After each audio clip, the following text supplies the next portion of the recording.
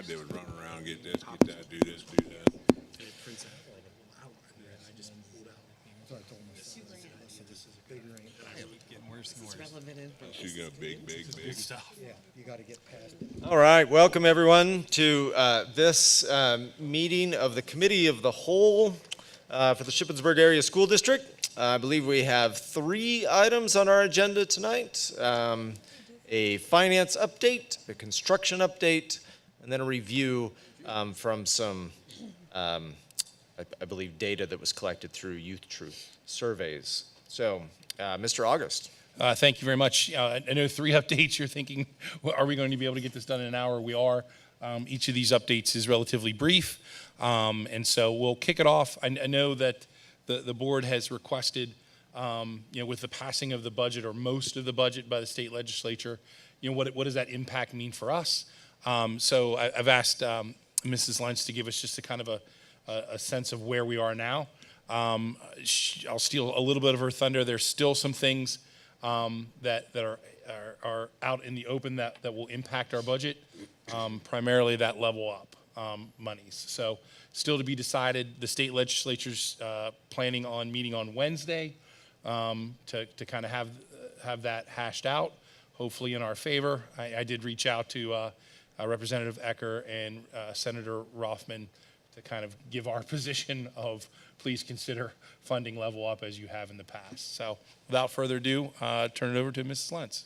Sure. So good news, if you haven't already kind of heard, that when the state passed its final budget, that there was, again, some historic numbers given or allocations given to school districts. So if you recall, going to go back, the first column that you see is the 23-24 governor's proposed budget for school districts to receive basic education and special education funding. So in the first column, you see if the governor's proposed budget would have passed, what that would have meant for Shippensburg School District. So between basic ed and special education funding, we could have got an estimated about $1.5 million. We know that in the past that the state legislature has not always fully funded the governor's proposed budget. However, we were hearing of historic funding levels again this year. So we took a chance and we put 60% of the governor's proposed budget in our budget. And so we budgeted a total of $913,240 in combination of basic ed and special education funding. When the state approved its final budget, we are actually going to receive, now this is estimated because the basic education and special education funding formula has a lot of weights and factors in them, and they're not updated yet, but based on estimates and based on the final state budget for basic education funding, we are to receive approximately $1.3 million. For special education, we're going to receive an additional $153 million, or in total, $1.47 million. So when you compare to what we had put in the budget, that's an additional $561,000 of unbudgeted revenue. So what does that mean for us? If all other revenues and expenditures would remain equal at the end of the fiscal year, we had originally budgeted a deficit of just over $2 million. This would bring our revised budget deficit down to $1.45 million. And as Mr. August had said, the state has approved a final budget, and in that budget actually includes items for like level up funding, for mental health funding, for physical safety and security funding, and for environmental repairs in school facilities. However, this is unique because in order to give school districts those possible monies, it takes the state to approve like the fiscal code bill and the public school code bill. So even though this is in the budget, if these don't make it into that fiscal code bill or the public school code bill, then unfortunately we will not receive any of this revenue. So we could receive more, we could be just at the 1.47 million in total. But we will continue to keep you posted as we hear updates from the legislature to see what they may do. Chrissy, can you talk a little bit about what level up funding means for us? So, sure. So 2 years ago, the state legislature came out with level up funding, and what that means is they put that money into our basic education formula, and we do not lose that money. It goes into our basic education funding. So for The first year, I didn't bring those numbers with me. I think it was around 200 and some thousand. But for the past school year, 22-23, we had received 663,000 in level up funding. So that 663,000 was put into our basic education funding formula for 23-24. So we will never lose that level up funding. It will always be in our base, so it's going to be reoccurring. So we really would like the legislature to approve the level up funding, and hopefully we would be in that pool of money. In the past, they gave it to the 100 underfunded school districts. However, again, the fiscal co-bill is not passed. So the state legislature, let's just say they are willing to fund level up, they could say, we only want to give it to the top 50 unfunded school districts, and maybe we wouldn't fall in that list. But if they would divvy it out like they have in the past, I believe we would still fall in that 100 unfunded school districts. So Still a lot of unknowns. a lot of unknowns whether they choose to fund it or not. I think it was obviously a good faith attempt by the legislature to recognize the inequalities of school funding in Pennsylvania, which were later kind of codified in the lawsuit. So they need to refigure how they fund schools in general. But the level up money, I think, can be still be that bridge, or help us close the gap for our fiscal reality. So more to come. As Christy looks to close out the last year's budget, we'll have final numbers for you as well. But I wanted to give the board. We wanted to give the board an update of where we were and what possible funding is still available for us. What would our share of level up funding be approximately? Was that 600,000 number you said? So I doubt that it would be that. I forget how much the legislature had put in last year. It was more than $100 million in level up, so we definitely wouldn't get the 663,000. And I can't answer that because it all depends. Like, that fiscal co-bill isn't defined, so we don't know. Even if the legislature funded that, we don't know. Would they change how they funded it? Again, like, would it be 50 school districts? And if, let's just say we did fall in the top 50 unfunded, then that means we might get more. Or maybe would they choose to fund 150 unfunded school districts? So I can't even begin to guess what that share would be for Shippensburg. But it won't, I can tell you, it most likely won't be the 663,000 that we got last fiscal year. Christy, do you happen to remember like where our ranking was on the underfunded?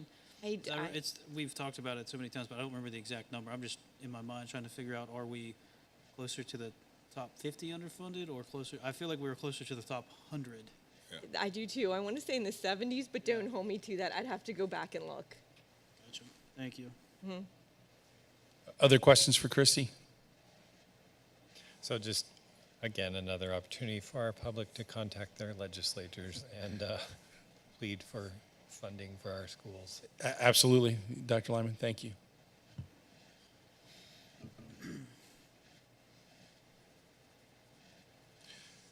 So next up is a construction update. I think some of the good news is, as we continue to do these bi-weekly, I'm focusing on what's basically happening since the last update that you had. So this one's kind of a mini one. We are looking for, because a lot of things are going to snap into place between here and our next board meeting.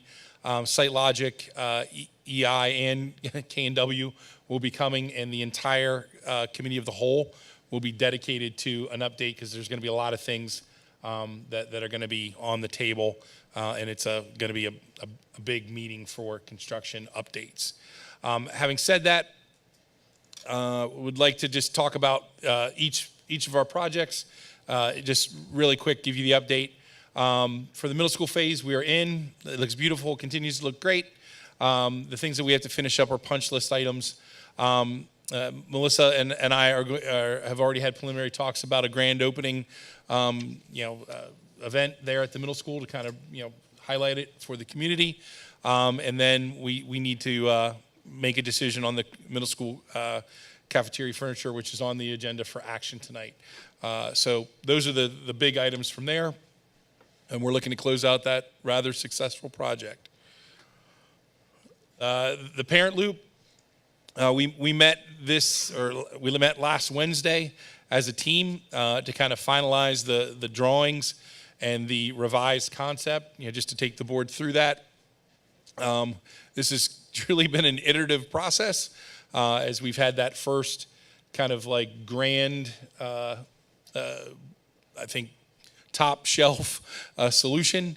The bids came back on that a little bit higher than we could handle. So we asked K&W to redesign, and I think working with SiteLogic on that to redesign our loop. So you've heard this last week. I don't want to reiterate it. This is still the same plan. We did, I think the part that has come in new is that we were able to get some estimated cost on it. And so the estimated cost would be between that 2.48 and the $2.5 million to finish this, which is below the $3 million that was the original bid that we received. So these are estimated costs. I didn't give you a single number there because the range indicates the difference between those two numbers is represented by 9 middle school parking spots that, should the board choose to feel like they are a priority, would be in that budget for that loop. The timeline for this is we will begin advocacy in October. So I did receive letters from Andrew from SiteLogic that I will be getting to board members and maybe have a little pep talk, or at least like how to advocate using those letters. My hope would be if the board members have time and we can get that information to our legislators to allow them to push for our benefit. So we're looking for a grant decision in November, and in talking with Melissa, it really can be a game changer. Now I don't predict that we're going to get that number, but the top shelf number that is possible is, I believe, $1.12 million. I think it would probably be rare for us to get that full amount, but we certainly can bring that number down to something a little more comfortable to allow us to move forward and not break our budgets for facilities. So that process is moving forward, and we have a pretty good design that we'll bring to back to the board for final approval and review. The athletic upgrade project, we are still in the land development phase. We're still in that. Can you guess what issue that we are trying to solve? We are definitely looking to get the parking requirements from the borough. And so this is where we're going to get more traction over the next 2 weeks. Next, whatever the 5th is, I can't remember if that's a Thursday, I think. Our team, including our solicitor, is going to meet with the borough's team and talk about submission process or procedures. It's likely based on ordinances that we are going to have to go for some variances. I'm not fully educated on land development process, but my understanding is there's a certain order, and our team suggested that we meet with them to find out what method works best for them, rather than us asking for a number of variances. Because as you may remember, well, not that you need to remember, but we're doing potentially 2 projects at that high school site that both have parking needs and considerations. So, we're looking at like getting answers for both the athletic project and the proposed high school project. And once we meet with them to figure out the submission procedures, our team will begin to further that process along. On the 13th, there's a Borough Planning Commission meeting that our team will also be going to. That's kind of their thing, where I think, Melissa, maybe you can help me, that they'll review what we've submitted to this point and dialogue around that. So the headline is we're still on timeline currently for what we think.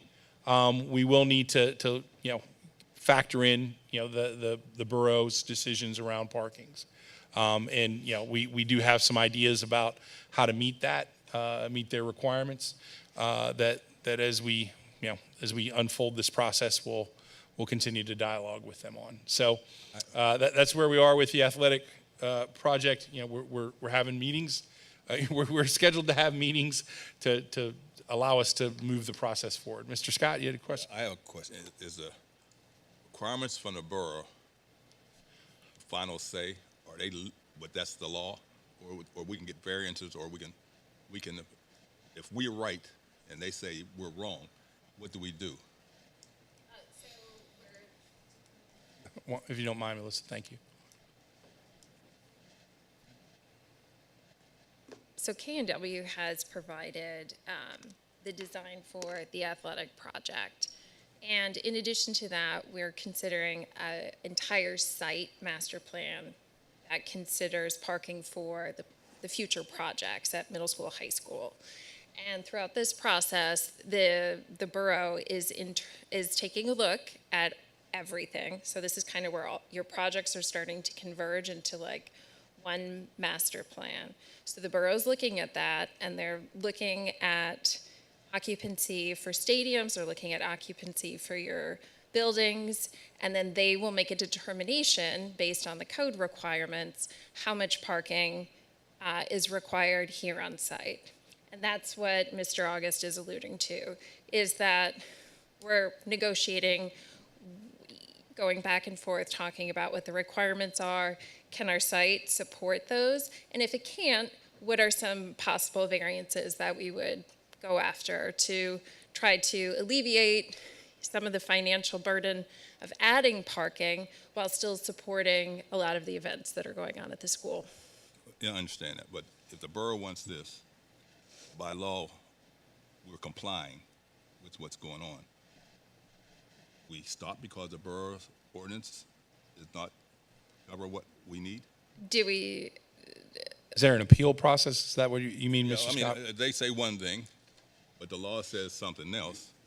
the borough ordinances are what is setting the requirement. And what they have is a third-party engineering group that is interpreting their ordinances, and that's who we and K&W and EI are working with to negotiate, what is appropriate for the building and the athletic.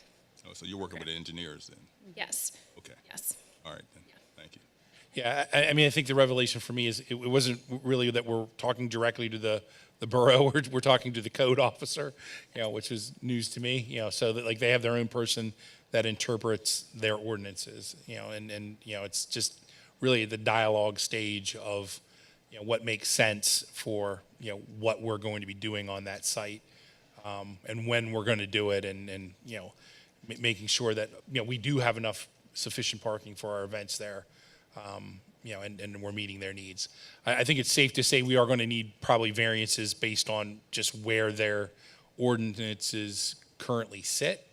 It would be very difficult for us or any institution, I think, is safe to say, to build to the ordinances that they have. Yes. Our dialogue is how do we do that efficiently without constantly having to go back and ask for variances and burning their time up on it. So. I'm hopeful for that September 5th meeting, that we can cover some good ground and come away with something that works for everybody. Did have a question. So when we're trying to figure out how many parking spots we need, the number 5-to-1 ratio was presented. Who comes up with that number?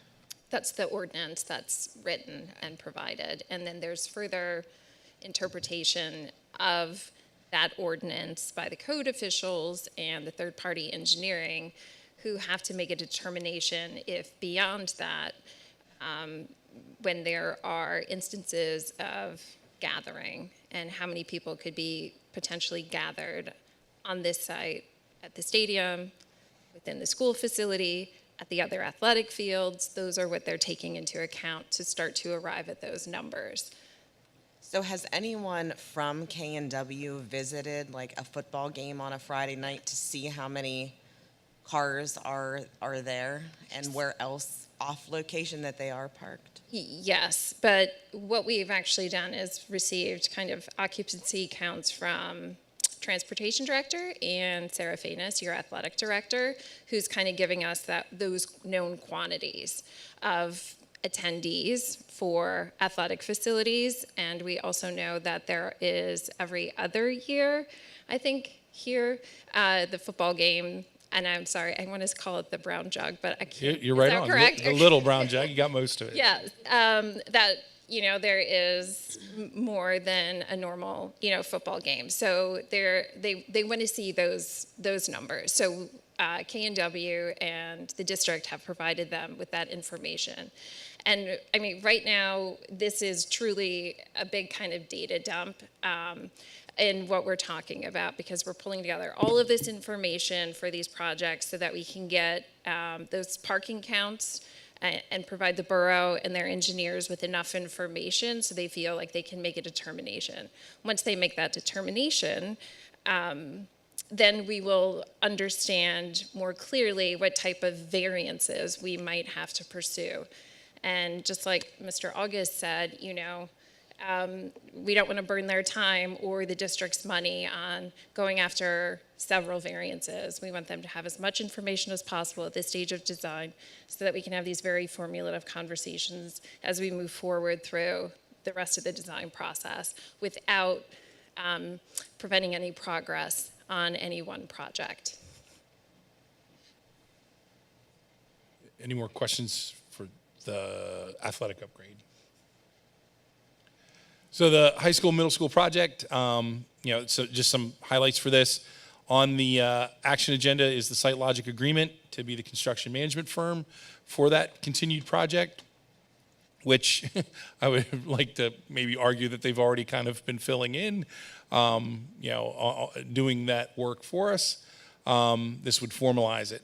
So we have a meeting set up for this Wednesday where we're hoping to have estimated cost for the project design. So just so the board is aware, the work that has been going on has been between EI, the architects and engineers, and the administration around the parameters that the board has provided of what they want to see at the high school and middle school projects.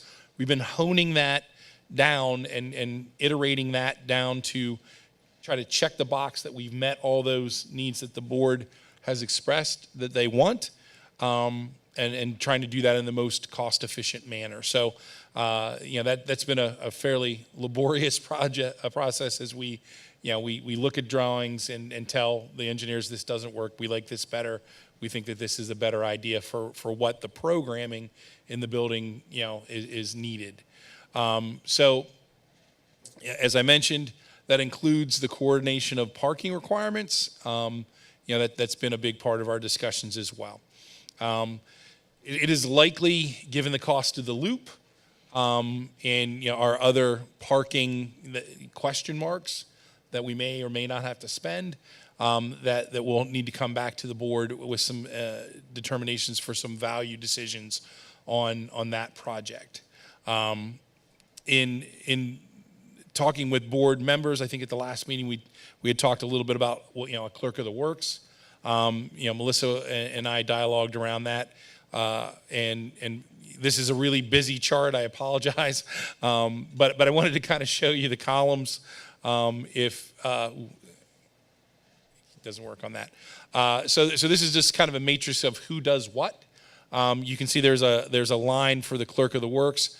My thought process was, so we have a construction and management firm who does a lot of the middle column, the third column over, which is managing the construction, and what you don't see is another page above, which is all the pre-work, the bidding, and all those things that go into it. The site that you're seeing is really the construction function. This is SiteLogic's role would be to do all the things listed on that site, looking out for our benefits and giving us a quality project. The administration would have a role in that. Anything that you see that has a 1 on it is the person who's most responsible for it. If it has a 2, that's what I would call a checker. That's the person who's overseeing and getting a double look at it. So, you know, the administration and you know, largely Chad would largely have that checking status. The general contractor would have responsibilities as well. A clerk of the work kind of bridges that gap.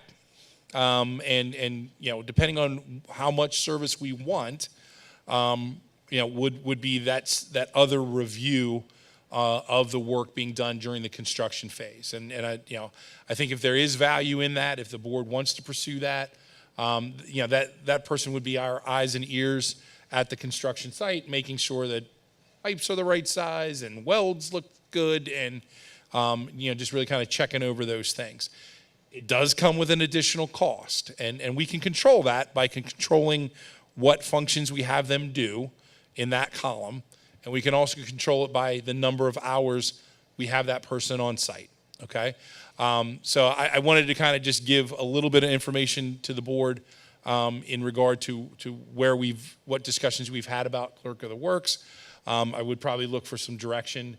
You know, if the next step is to get some cost or bring a proposal to the board to vote on, you know, we're willing to do that as well. But questions on clerk of the works, again, I apologize for the busyness of that chart.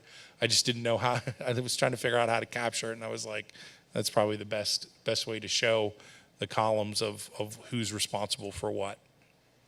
I'm the one asked about that.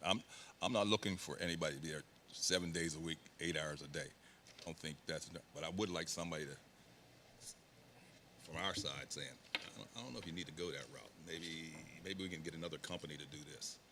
That's what I'm looking at. So I mean, you know, I think this would be, you know, some good time to have some dialogue over, is this something, you know, a majority of the board would like us to pursue, or at least for me to come back with some cost? You know, to your point, Mr. Scott, like, I don't see us wanting or affording 5 days a week. You know, I think perhaps like two days a week might make sense. You know, if the board is interested in pursuing a clerk of the works, I can get some numbers put together. So, process-wise, we're not voting in this meeting, but we do need, I mean, what Mr. August is looking for is like guidance on what he should do next, right? Are we interested in a proposal of some kind, a couple of proposals to weigh? And so when it comes to decisions like this, I really like that we can do a kind of around the horn and get everybody to weigh in. You may not have an opinion. You may, you know, ask for a particular thing. So this is sort of the chance for everybody to speak in regards to this. Fred, I think that you said that you definitely are interested in somebody in this role, but you're just, you know, cost wary and you don't want to, you know. I'd like to see what the cost would be to get somebody to do that. Ms. Wolfinger, do you have thoughts on this question of the clerk of the works? I do. I don't know, in my heart, I don't know that it's necessary to do it, considering, I believe, you know, we've kind of changed the trajectory we were on with our Site Logic, and I feel like the service has been, you know, far better than what it was in the beginning. And I feel like there's a lot more transparency now than there was before. So at this point, I would say, I would like to know what it would cost. I don't think there's any harm in figuring out what the cost of something like that would be, but I don't really find it necessary. Mr. Kressler? In general, I'm fairly comfortable with everything, how we are doing business currently. But if others would like to see what the cost is, I mean, again, that doesn't hurt anything, but I'm totally comfortable with where we are at now. Mr. Bard? I'd like to see a cost also. I mean, it may be way too much, and then that's fine. But yeah, I'd like to see a cost. Good. Mr. Noggle? I'd like to see somebody try to visit the site on a daily basis to take, you know, maybe an hour or two to make sure what was on the drawings was actually installed properly. I don't think it's necessary to be there all day, but should get a set of eyes on stuff just to make sure we get what we're paying for. You do feel like we should have somebody in some role? I do. Yeah. Mr. Suiters? Most definitely. All right, Dr. Lyman?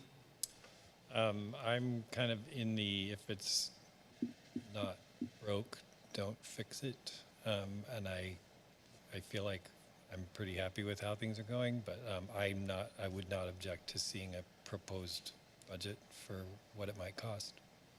Ms. Everly? What did he say? I'd like to see a proposed. Oh, okay. We can't hear you on this side of the thing. Sorry. So initially, wasn't Chad doing this for us, kind of reporting like what was happening at the job sites? But I mean, he kind of was that person. I mean, looking here, it says come to board meetings necessary. I mean, Chad kind of was that person and would speak to some of the things that were happening at the job site. So I think that while, I mean, we can talk about cost, I'm just wondering, like, when did like some of these roles change? So they have, and he still does that, Ms. Everly. I think the difficulty is that he already runs 2 departments. So this isn't like another part-time job for him. So obviously between custodial and maintenance, his day is already busy. But he can certainly, when you look at that administrative SAD, I mean, that's essentially what we did with the middle school project. He checked on things. I was in the meetings. Christy was at the financial parts. And we did have a successful project. I mean, it came in, it came in where it needed to, and we got a good project out of it. So to answer your question, Chad does do this stuff, and certainly can continue to do it. But I Chad, think also with the hiring of Mrs. DeLong, and I feel like with some of the administrative positions that we have, that maybe and the trajectory, just with some new guidance from SiteLogic, I don't know if that's position's necessary, but if it's the will of the board to kind of get a cost, I mean, we're already paying these individuals for a service, and if we're not happy with that service, then we take that up with them. But I mean, hire another person to micromanage, kinda, I don't know that will be helpful.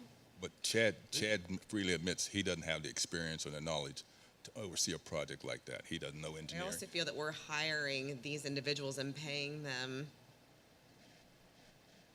decent money to manage this project. I don't think we hired anybody to manage it. We hired them to manage the project. Nobody in administration. But it's their job to do it correctly, and if they're not providing a service that we are happy with, then we address it contractually versus hiring more individuals to babysit what they're doing. Melissa, out of, let's say, 100 projects in Pennsylvania, like school building projects, how many districts of those 100 like hire some third party to kind of do what a clerk of the works might do, or some of these roles? I can tell you that it is almost zero that would hire both a clerk of the works and construction manager. It is truly a duplicative effort that would occur, and you typically hire either a construction manager or a clerk of the works. So I can't say it's never happened. I will say in my 20 years of construction and 15 with school districts, I've never had both clerk of the works and a construction manager, simply because it is seen as being duplicative, and you can see from the responsibility matrix, and this is slimmed down. This was provided just to kind of give, okay, if this district is interested in, what would be the best value to have a third party, it would definitely be looking at the construction aspect of your project. There's really not too much that a clerk of the works would offer for the pre-construction, which is kind of the earlier phases that we're in right now. So, I mean, it's up to the district to determine, and I think, if I'm glad this was brought up, because it provides me an opportunity to ask, what specifically is a pain point for, the board with a lack of transparency in construction projects. I feel like the middle school project may have gone off to a rocky start, but it's certainly ended on such a high note that we would love to kind of capture a lot of that momentum going forward into the next phase of construction. And there are many ways for us to address any of those concerns without a third party and that expenditure. I think that a lot of the clerk of the works pricing, it will vary and depend on whatever it is, what your budget is. I don't know if there's a district budget for this third party, but it can be, as much as a percentage of the construction cost, which is how your professional services are rendered. So it could be 2% of professional services, of construction on the next phase of design. 2% of almost $20 million is, just under $400,000, which can be an incredible expense for your budget to absorb as you're looking to build new or take on new projects. So it's just something to consider. Happy to make adjustments to accommodate whatever lack of transparency, you felt was occurring through the earlier phases of construction, but that's a very long answer to your short question. That was worthwhile. I appreciate those comments. Yeah. When will we know, I guess for me, I've heard a lot of rumors and everything, that the middle school project will be over budget. When will we know the cost?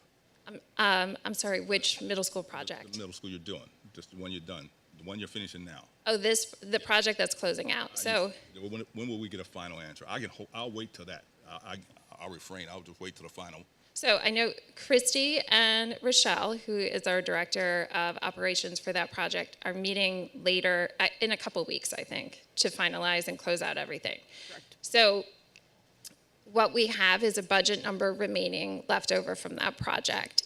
Was that project over budget? Yes, it was slightly over budget. Were there change orders? Yes, there were change orders. I think it was within, the construction contingency that we allowed. So as we move forward into the next phase of construction, we will carry whatever balance was remaining from the middle school project into our next phase of design. So middle school didn't go over budget? I No, you don't can't- have those numbers, so I can't say, how or where it was I just over heard budget. different people say the middle school going to be over, but I'll wait. I'll withdraw what I requested until. So, yeah, I think, not the last meeting, but the meeting before that, we showed that there would be about almost like $950,000 left over from the middle school phase of design. Now, what that was impacting was the budget for the parent loop, which we were waiting on this updated design to help determine the cost to offset the middle school parent loop. And we were always kind of using like a $2.1, $2.2 million number for the middle school parent loop. And we know that the leftover contingencies and remaining budget from the current middle school project is not quite half of what the current design is. Okay, I'll refrain. I'll wait to see what the middle school project, because I was told it's going to be more, and that's concerning to me about if it's over budget. But if you're saying that it's not. Yeah, what's more is the middle school loop. I mean, if you take that out, take the loop out, right now we're under budget. I'm going to say you're very close to budget, and without looking at those final numbers, I can't say if you're over or how far under. You don't have them. That's next month. You're gonna give us those numbers. Okay. We'll know after Christy and Rochelle meet. All right. Yeah. Okay. So I see those numbers. Still, the big number is the parent loop that it's got backed off over to middle school. Sure. I'm sorry, Mr. Suiters, could you repeat that? The parent loop is not we're not putting as much money into that with it going now, where we would be more over budget if we would go back to our original parent loop. If you went back to the original parent loop, that was, over $3 million, yes. So as we've worked on refining that design and kind of stripping it down to the bare minimum, that whole process we call value engineering. You'll hear that again as we start talking about the high school projects.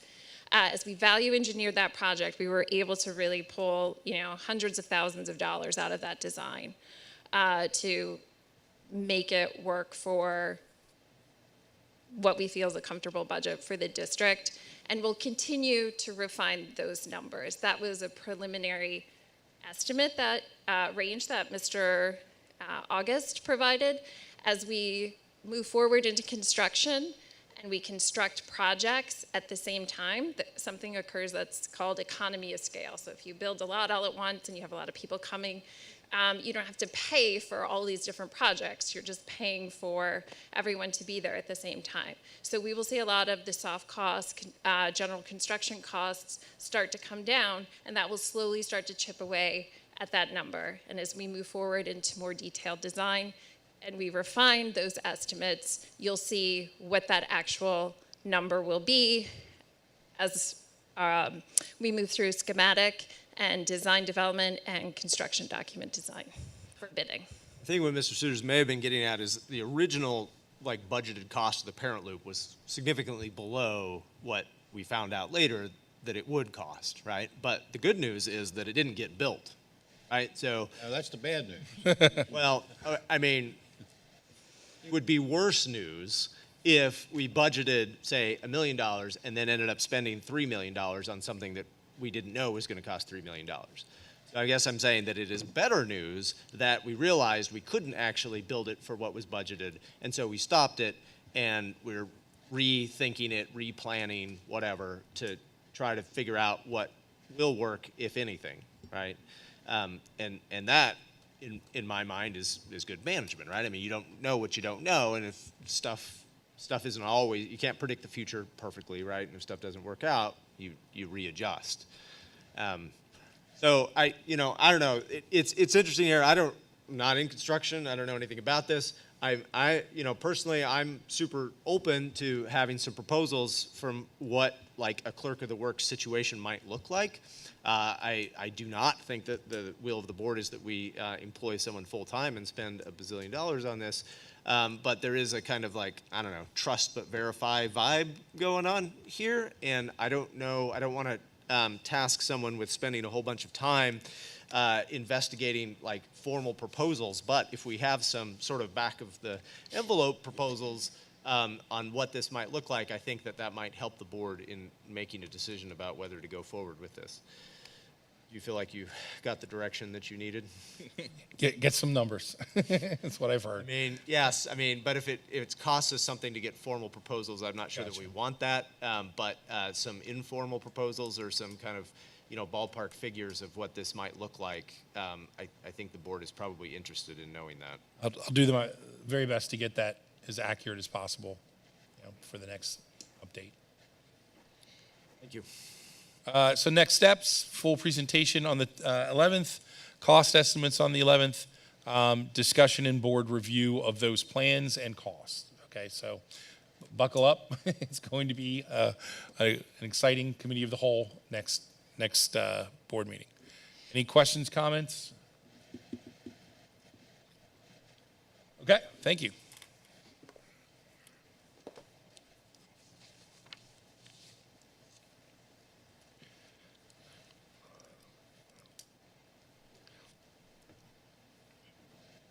Great. So good evening, everyone.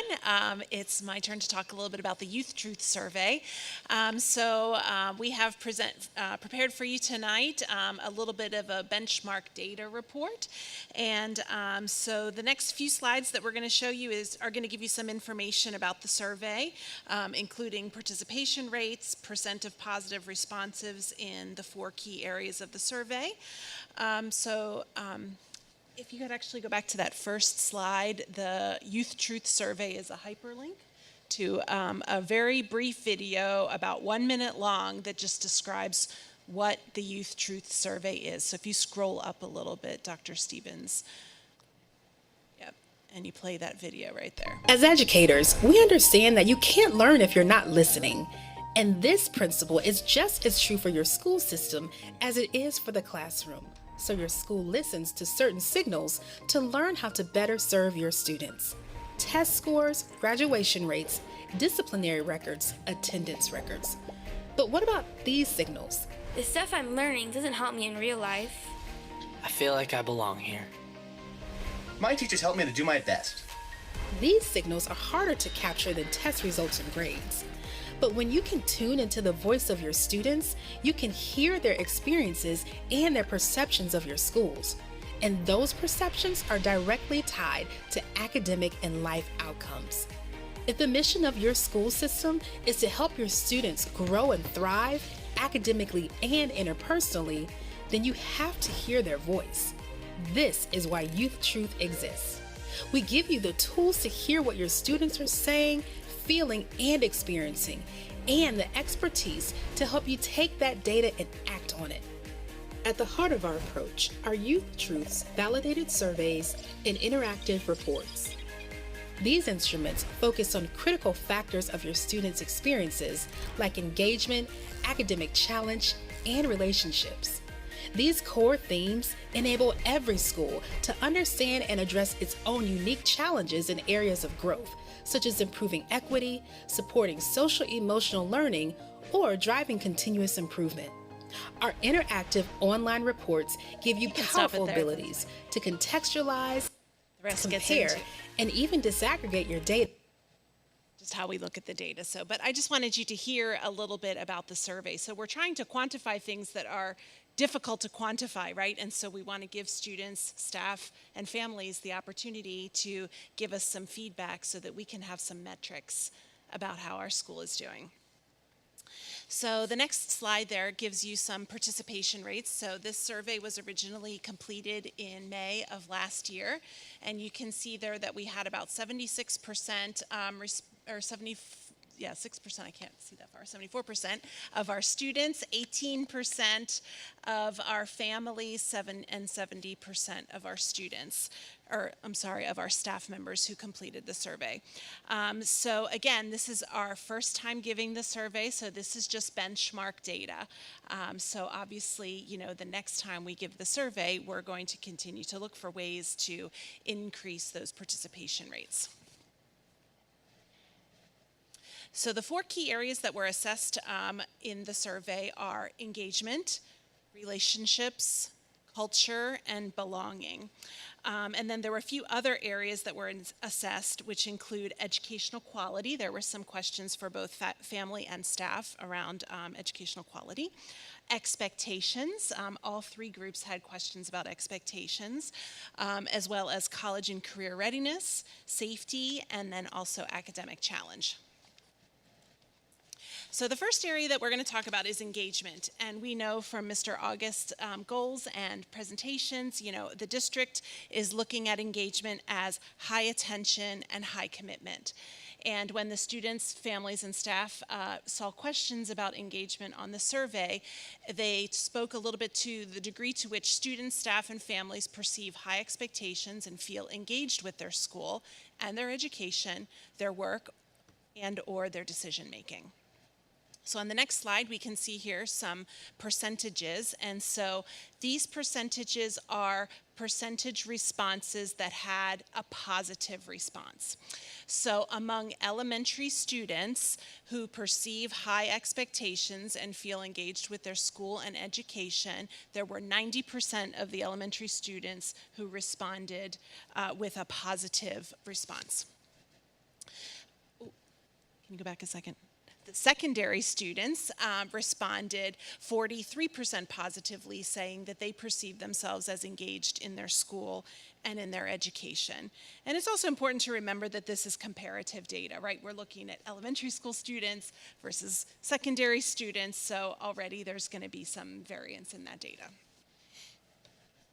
You can go on to the next one then. So then for families and staff, so we had 53% of our families who feel or responded positively to feeling engaged in their school and empowered to influence decision making.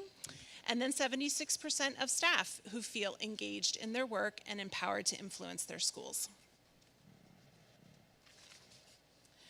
The next area then is relationships. So this section of the survey or these questions kind of revolved around the degree to which students and families have strong supportive relationships with staff, and staff experience positive relationships within their school buildings. So here you can see that we had 79% of elementary school students who responded positively to saying that they have strong supportive relationships with their teachers. And then secondary students who feel they receive support and personal attention from their teachers, they responded 30% positively. And then I also wanted to just give an additional breakdown that middle school students responded 50% positively, that they feel support and personal attention from their teachers. So this 30% was high school students, and then 50% was middle school students. And then for families and staff, we had 83% of families who responded positively that they experience positive relationships in their schools based on respect, care, and approachability. And then 78% of staff responded that they experience positive relationships in their schools based on respect, care, and approachability. And then culture. So culture questions revolved around the degree to which students believe that their school fosters a culture of respect and fairness. And then staff questions were more focused on the degree to which staff and then also families believe that their school fosters a culture of shared vision, respect, and effective communication. So for the next slides, rather than just giving you a percentage, I actually have the breakdown here because they broke it down by elementary. So this is showing you a bar graph that shows you elementary students, elementary families, and then also elementary staff members. And up in the top corner of the slide, you can see there that this is elementary students who responded, the degree to which students experience an orderly and respectful classroom environment. And this was only 4th and 5th grade students who responded to these questions. So the K1, 2, 3 students didn't answer these questions. But you can see there it was 19%. And then we're looking at 73% positive for families, and then 67% positive responses for staff members. And again, those questions were the degree to which staff members believe their school fosters a culture of shared vision, respect, and effective communication. Next one is for middle school students, staff, and families. So there we can see that middle school students responded 25% positively, the degree to which they believe their school fosters a culture of respect and fairness. Families, 53% there for middle school families, and 69% for middle school staff. And then the third slide there is responses for high school students and families. So there you can see we have 16% of high school secondary students who believe their school fosters a culture of respect and fairness, 38% of families, and 74% of staff members there. Then the final slide here is about belonging. And so this is the degree to which students feel welcome at their school and have collaborative relationships with their classmates. So we have 3 numbers here. So we have 35% of students who responded positively that they feel welcome at their school, 51% of middle school students who responded that they feel welcome at their school and have collaborative relationships with their classmates. And then 38% of high school students responded positively that they feel welcome at their school and have collaborative relationships with their classmates. So what do we do with this data? So this is, again, I just want to continue to remind you that this is just baseline data. So this is the first time that the district has offered this survey to students, families, and staff. And so it gives us some metrics, some numbers that we can attach to how the environment is here in the district and among our staff. So the individual buildings have more disaggregated data that they can look at and focus in on what is the individual experience for different groups of students. So they will be having opportunities to really look more into their own individual reports. This is just really a survey over, a very wide view of the district results. And then finally, we want to use that data to continue to write goals and look for ways that we can improve engagement and well-being for both students and staff, which we know are the 2 goals that we have for the district. So just to remind the board, Youth Truth gives us a ton of data, and maybe when you saw some of those percentages, you were like, holy cow. You have to understand the value of the Youth Truth survey is that it not only compares us to ourselves over time, the more we take it, It also is nationally normed. So schools that look like us, when you're like, what do you mean 25%? But when you look at all the schools that have taken it, 25 might be like typical. Okay, so it does give that percentile breakdown of where you rank among other schools who have taken Youth Truth. So some of those numbers are bad or are not good. However, when if you were to compare them to national, they may not be that far off. You understand? So certainly baseline data for us. When we talk about being more than a test score, we need metrics to those things. And this is a good metric for us to use. It's one data point. And this was certainly part of our administrative retreat where we broke down what individual buildings have said. What you've seen is the synthesis data. It's the combining of all the levels. Each individual building has their own breakdown and where they fall. And the building principals have begun their goal writing around areas of need that they've identified. And so the idea is, it's very, very difficult to take everything that Youth Truth tells you. You need to pick an area of focus, and that's what we're using this tool for. Next year, we're hopefully going to give this again, and Youth Truth will be able to show our growth or not in certain areas. Okay, so just understanding how we're using this tool and why it's so important in my estimation, and why we need to continue to do it, because it gives us a metric that we can use to see how we're doing. Can you provide what you were talking about, like the data from people that are already taking it? Sure. So we kind of do know where we compare. Yeah, I mean, we can get you that data. I mean, this is a lot. Just be prepared. Yeah. Like it's a very in-depth survey, and it goes into a lot of different questions. Okay. That's what I was going to ask. Okay. How, so for the kids and then the families and the faculty, how did we distribute this surveys? So it's done electronically. So there's a website. Was it like done in school for the kids? So we send a link out, and each building designated a time for them to take it. We email it at home to parents. Typical. That we are always, all schools struggle with the parent side. We want as much interaction as we can get. We did give it at a rough time. We gave it in May, the end of May-ish. There was a lot going on, but for a first time out, we got pretty good participation. And I think we took faculty meeting time, so the teachers didn't have to necessarily take it, outside of it takes about 20, 30 minutes to take. I think knowing that's how they were distributed, you sort of have you're going to get bigger response rates when you have kind of, for lack of a better term, a captive audience, right? Yeah. Whereas with the families, you're going to tend to get the people who, oh yeah, I'm engaged with the school, I'll fill out this survey, and the people who hate the schools, they're probably less likely to fill out a survey, so you're going to get that bias in. Absolutely. The other neat thing is there are a number of filters. You can filter for like schools. So there's like the national one, but you can actually get like school comparisons, which was always my favorite. And then you can actually drill down to individual cohort groups within a school, to see what if there are variations in their experiences. So even though we have those sort of sampling biases, we can compare to other schools. Right, which have similar. Correct. So that's one of the benefits of it is, you have other folks taking it.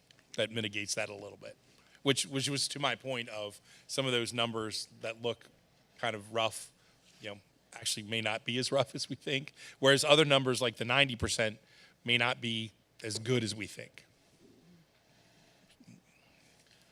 All right, well, thanks for that presentation. We'll look forward to seeing more data when it comes. We're going to close this meeting and give everybody a 30-second break before we begin our main meeting. Thanks.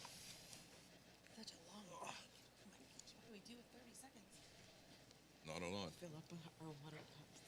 Sorry about that, guys. Hey, we got it done. One question.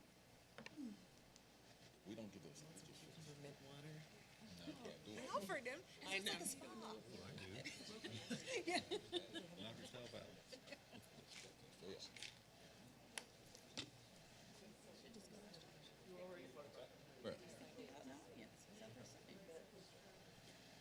shoot.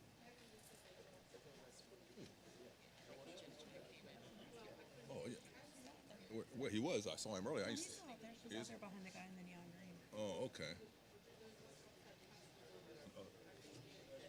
Have they been, you asking, have they been or are they? 2015 is the last time that they were But we don't get them inspected now? It's not on us, it's on them. If they don't do it, we jeopardize our gains. So I say take it out of their money. Well, that's what I'm trying to figure out is what the report's at, because, I mean, do you ask that question? There's nothing on the agenda. I know, that's I know. Should we just catch Bill after the meeting and ask him? There's something. I don't know, is there something about the?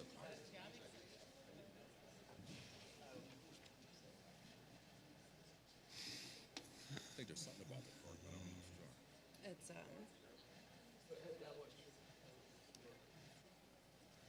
Maybe not. But it needs to be addressed.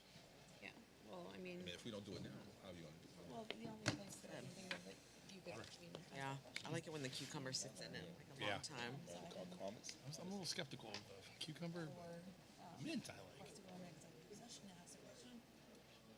Contractual thing. I don't see why we need. Well, you would have to, if it's contractual, we need to go to executive session. So someone don't, Contract. so they don't fulfill the contract, If they're not, How did the student representatives get what we're chosen? supposed to get. what is, Um, They just on like, we just asked anything? I think, All right, we'll call this meeting to order. This is the Planning and Action meeting of the Shippensburg Area School District School Board. Could we have a roll call, please? Mr. Jim Bard, Here. Mr. Levi Kressler, here. Dr. Michael Lyman, here.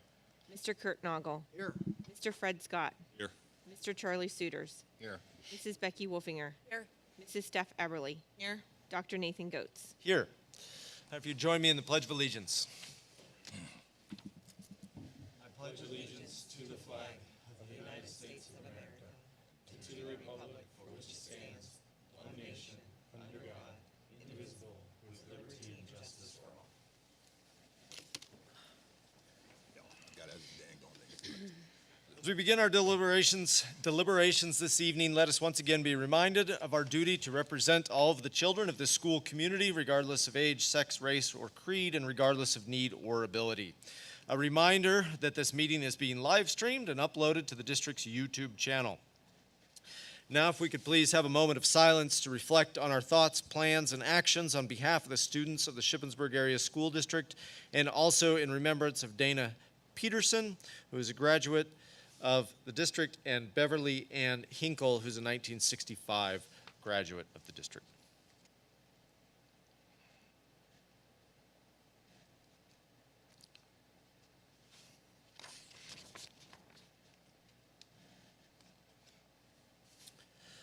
I believe there is one change to the agenda, item 4L. This is a minor thing. The wording for this agenda item, this is regarding IXL learning licenses. The wording for this agenda item in the original version of the agenda was not carried properly from the discussion agenda from our previous meeting, so that wording has now been corrected in the agenda. Are there any other agenda revisions? No, sir. All right. Is there a motion to approve the agenda as amended? Motion to approve. Motion made by Ms. Wolfinger, Second. second by Ms. Eberly. All in favor? Aye. Any opposed? Thank you. All right, we've now reached the citizens' comment period. No one signed up, I believe, to make a comment. Is there anyone who would wish to address the board regarding any agenda items? No? Okay, thank you. All right. Do not have student reports yet, but our next meeting, we will have our student representatives to report. The next is the Franklin County Career Center. Is there a report there, Ms. Wolfinger? There is. So Charlie and I both were in attendance representing our school district. It was exciting to hear that they welcomed their largest class of students to date this week, last week into Career Tech, which was 1,073 students. The access this joint program gives to the students of Franklin County, in my opinion, is just remarkable.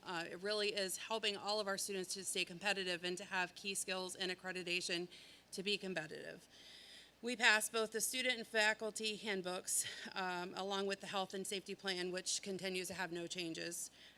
We received an update about the roofing project that has begun. Next month, we'll have more details if there's any obstacles or challenges as they start to tear that apart. There were 4 students from the FFA Vet Science Program headed to Nationals the end of October. In September, there will be a video contest called What's So Cool About Manufacturing? That was a joint idea put together from all of the governing superintendents. In October, the Practical Nursing Program will be doing a collaborative study with Wilson College and Penn State to see if the training is effective. September, 16 students graduate on August 31st. March of 23, 24, there's 12 students currently, and then 26 students starting September 5th, and they're accepting applications through March. From an HR perspective, they started the year fully staffed, which in my opinion, if you have dealt with HR, is incredible. And it really compares, they're way in a better comparison than most other tech centers right now. What they're finding is a lot of the CTC programs throughout the state are kind of being poached a little from other programs throughout the state. And so they are, Franklin County is in a much better position than a lot of the other CTCs in regards to their administration and their teachers not being taken, because happy life equals happy wife. In this case, they have a happy place to work, and so many others are choosing to stay there, which is good. Okay, thank you. I believe also the athletics committee met this past week. I think that's my job. I'm prepared this time too. So, just quickly, we have a new assistant cross country coach, which is good because we have at the middle school, because we have 40 cross country students at the middle school. We talked about branding a little bit, and that we're probably going to stick to the traditional maroon and gray with any new uniforms or anything, and not do something like black or anything fancy like that. Fall sports, all participation is up in all of the sports, or equal to what it was last year, with the exception of high school football, which is down just a little bit. New this year, we have a JV field hockey team and JV soccer team for the girls, I believe. In upcoming board meetings, we'll be approving all of the coaches for the winter sports. In terms of girls wrestling, we have 6 to 15 girls coming to open gym right now. And so you will also see the committee is recommending sanctioning girls wrestling, and that will come up as a discussion item in an upcoming board meeting as well. We have a pretty difficult logistics issue with trying to move a girls basketball game during the Volvo Lights show, and that is, we're still working on some of the details there. Planning to move it to the university if those details can be worked out. Mostly if the university can be flexible with their end time, and I think we heard that they are going to be a little bit flexible with that. If that can't be worked out, we'll have to have them go to Hershey instead. We're going to have to do some new things with our physical therapist, our trainer. There was some movement in the personnel there. We also talked at length about how we can attract and keep more coaches, and how we can get more female athletes participating in our sports. And then the big, I don't know what to call it, the big nasty issue down the road is the track for the spring track season. That will be a very difficult thing to manage, as our track will be under construction. So I have one question. Do you think we'll be able to practice on that track or not? I do not, sir. I mean, it's not going to be done in time. It's going to be done in, I think, September is what I remember. So it'll be a construction zone. So starting this year? Right. And Ms. Faunus is already beginning to come up with logistical. Fortunately, we have good relations with our neighboring schools. So it's not going to be fun or easy, but hopefully, when it's done, we'll have a place where our athletes can be proud to run. So thank you. And it should just be 1 year. 1 year. All right, thank you. Superintendent's report. Thank you. Donation report on behalf of the district and the board of directors. I'd like to acknowledge and thank Johnny's Restaurant and Hotel Service for a $30 gift card to purchase goodies for the opening activities at James Byrd Elementary. I happened to be in attendance there, and it was money well spent. There was a very nice layout of things. I think Mrs. Burt can confirm that as well. Then just a quick update from the administrative building. The Molly Pitcher address. We are turning the corner to be able to move out there. It's been a little bit of a bumpy road. The carpet is installed. We're looking to have the furniture in place today or tomorrow. August 30th, which has really been kind of the major holdup, is Comcast had kept moving the date of when we would get phone and internet out there. We're told August 30th is the date that's going to happen. If that is, I said when that happens, Chad has organized September 1st as a mass move day to begin to get out folks. In the meantime, it's been rough because we've had to double bunk people. Transportation and maintenance have had to move out. And that's been a challenging time with the start of school, but we've navigated it. The conference room that you may remember in the back is the last piece. The drywall is going to be started there, but we're going to be okay to be out there without it. The board will be seeing a land development plan shortly to add some additional parking.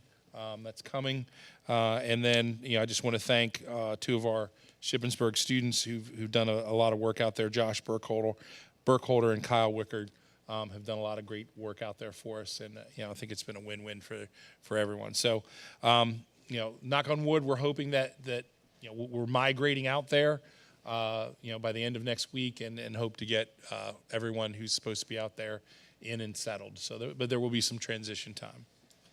And even though everyone's not there and settled, we already are seeing some of the benefits of having this administration building, in that this double bunking is a consequence of kicking people out of the high school so that the high room in the high school can be used for high school things. Correct. Right? So the STAR classroom, ISS, and another space, kind of like they needed that space for the start of school. So we had to be flexible. So shout out to Mr. Bybee and Lori Bingham and the maintenance staff for being so flexible. Thank you. All right, that brings us to the consent agenda. So item 4A is approval of the minutes from the last meeting. 4B is our finance report. Item 4C is an agreement for Stephanie Metz in regards to speech services for the upcoming year. Mrs. Metz provides speech therapy and consulting services to special education students in the district. 4D is approval for position for an additional kitchen helper at Grace B. Lurs. This is a kitchen helper position for 2.5 hours a day for 180 school days. Item 4E, non-public transportation contract with the Cumberland Valley Christian School. Item 4F, agreement between Franklin County Children and Youth Service and the district for transportation services. Item 4G is an agreement between Cumberland County Children and Youth Agency and the district for transportation services. Item 4H is the approval of transportation bus and van drivers for the 23-24 school year. That driver list is attached. Item 4I is the revised American Recovery Plan Elementary and Secondary School Emergency Relief Health and Safety Plan. Nothing, the health and safety plan is attached. Item 4J is the District Teacher Equity Plan. This plan is a requirement of the district receiving Title I funds and should be reviewed and updated annually to ensure that low-income and minority students are not being overly served by teachers who are ineffective or inexperienced. Item 4K is to utilize the Capital Area Intermediate Unit to provide Title I services. And then item 4L is a contract renewal for the IXL learning licenses. Item 4M, Head Start sponsor to sponsor purchase agreement. School district annually provides lunches for pre-K children in the University Head Start program located at Jamesburg and Nancy Grayson. Item 4N, Cumberland Perry letter of agreement. This is for mental health and intellectual development disabilities.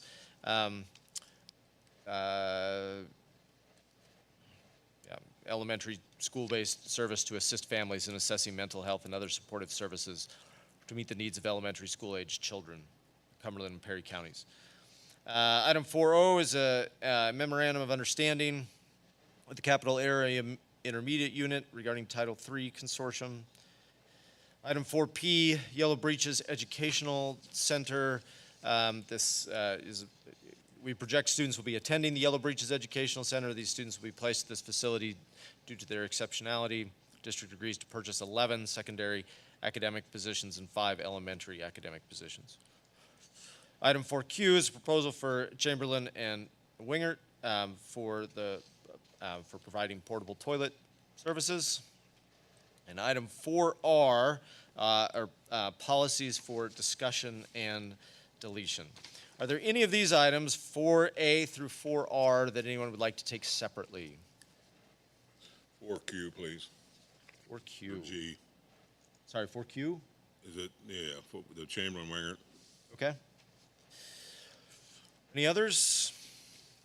All right, is there a motion to approve items 4A through 4P and 4R? Motion to approve. Motion made by Ms. Eberly. Is there a second? Second. Second by Mr. Scott. Any discussion? All in favor? Aye. Any opposed? All right, item 4Q, the proposal from Chamberlain and Wingert. Is there a motion to approve item 4Q? Motion made by Ms. Wolfinger. Second? Second. Second by Mr. Suiters. Discussion? Can we have roll call, please? 1 second, I do want to mention something. So it was recently brought to my attention that the booster clubs are paying for a portion of the Chamberlain and Wingert porta pots. Like, why is a booster club paying for facilities that are used by other individuals, not just, I've seen parents waiting to pick up their kids that are using them. So I think that, to look at what are booster clubs paying for, and is it really be paid by them, or is it the role of school district? Certainly can look into that, Ms. Eberly. Thank you. All right, roll call vote is requested for item 4Q. Roll call, please. Mr. Jim Bard, Abstain. Mr. Levi Kressler, Yes. Dr. Michael Lyman, Yes. Mr. Kurt Noggle, Yes. Mr. Fred Scott, Yes. Mr. Charlie Suiters, Yes. Mrs. Becky Wolfinger, Yes. Mrs. Steph Eberly, Yes. Dr. Nathan Goetz. Yes. Motion carried, 8 yes, 1 abstention. Thank you. All right, and that brings us to item 4S, which is personnel. We have a number of new appointments, including a kindergarten teacher who I believe is with us. Is it Jada Lee? Jada Lee Ramos. Welcome to the district. And there are a number of other salary adjustments and resignations. And then also, some substitutes and a couple of volunteer coaches for middle school cross country. What were the numbers there? We went from 14 to 40 or 30, something like that? 40. 40. 15 to 40, if I remember correctly. 40. All right, excellent. Love the runners. Is there a motion to approve item 4S? Motion to approve. Motion made by Ms. Wolfinger. Is there a second? Second. Second by Ms. Eberly. Any discussion? All in favor? Aye. Any opposed? Thank you. I'd just like to take a moment to welcome Jody and thank her for coming tonight. You know, we're so excited to have her, as a new kindergarten teacher. It may take a little while to get her here. As she says goodbye to Fannett Metal, but she's a great, Tuscarora, sorry. But we're excited to have her. She's really going to add to our staff. So thank you for coming tonight, Jody. And that's James Bird. I happen to know someone who likes to read kindergarten teachers or kindergarten classes there. So, all right, that brings us to our action agenda. Item 5A is the transportation contract between Heck Myers and Shippensburg Area School District. Administration recommends the approval of the contract between Heck Myers LLC and the district for supplemental transportation services as needed for the 23-24 and 24-25 school years. Is there a motion to approve item 5A? Motion to approve. Motion made by Ms. Eberly. Is there a second? Second. Second by Ms. Wolfinger. Any discussion? Yes, I have a discussion. I'm Could not, you get a little closer to the microphone? Thank you. I haven't, as superintendent understand, I have a problem with us doing this. This should be, we have a contract with Boyle to supply the buses. This should be his job to find the buses for the school district, not ours to go out and find people to transfer the buses. I know it's a bad timing, but next year, I think whoever has the contract for the school district should be required to find the buses, not our people spending time doing the same thing. So my understanding is that contingency is not expressed in the contract with Boyo. It's kind of vaguely worded, if I remember correctly. But to your point, absolutely. I mean, it's easier to deal with one provider than several. But obviously we need to get kids to school. We're stuck now. I understand it, but So this will be, we will have an RFP in 2 years, Mr. Scott, where we will open it up and we can build that into the process. okay. Although Mr. Boyanowski was given the opportunity to find other buses as well, and drivers, but he has the buses, like he's also struggling for drivers. So I mean, while he could have, if he chose to, but like the new contract that we opened up for him does not have that verbiage that he would be kind of responsible. But even if he could, or like he can't, like he. The reality is the drivers Everyone's- aren't available. That's what I'm saying. Everybody's in the same pool, but when you take a contract on, you take the responsibility, and that's your job to fill the holes. So that's all I'm asking. Okay. Any other discussion? All in favor? Aye. Any opposed? Thank you.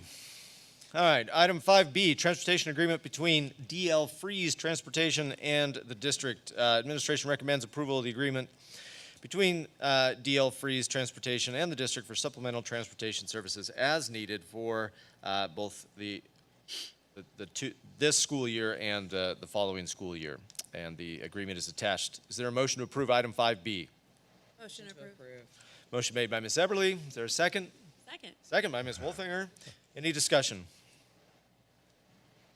All in favor? Aye. Any opposed? Motion passes.